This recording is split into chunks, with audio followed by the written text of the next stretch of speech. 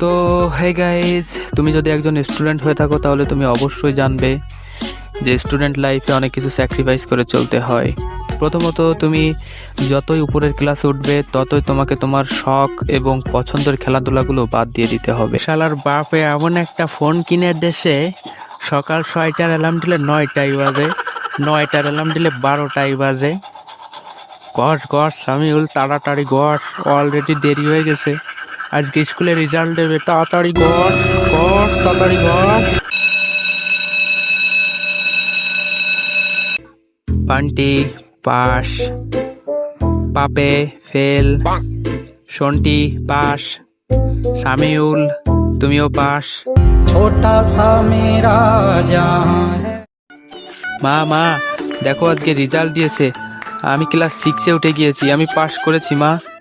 বাহ বেটা বাহ, খুব ভালো বেটা। দেখো তুমি এখন বড় হয়ে গিয়েছো, আর যেহেতু স্টুডেন্ট লাইফে অনেক কিছু স্যাক্রিফাইস করে চলতে হয়, তাই আজ থেকে তোমার খেলাধুলা সব বন্ধ, ঠিক আছে? যাও গিয়ে পড়তে বসো। ছোট ছিলাম, ভালো ছিলাম, বড় হয়ে ভুল করে ফেলেছি। আর এদিকে তুমি ক্লাস 6-এ ওঠার সাথে সাথে তোমার মা বাবা মনে করবে যে তুমি ভার্সিটিতে উঠে গিয়েছো, তোমাকে একটা জায়গায় 5টা প্রাইভেট ঠিক করে দেবে, পড়াশোনার এতটাই চাপ দেবে যে তুমি টয়লেটে গেলেও বই নিয়ে যেতে বাধ্য হবে। আবে ইয়ার, পড়াশোনার চাপে একটু শান্তিতে বসে টয়লেটও করতে পারি না। আরে শালা কি অঙ্ক লিখেছে মাথায় কিছুই ঢুকছে না। उठा ले रे देवा, उठा ले रे बाबा, मुझे अमीर को नहीं रे, ये दो गरीबों को उठा ले।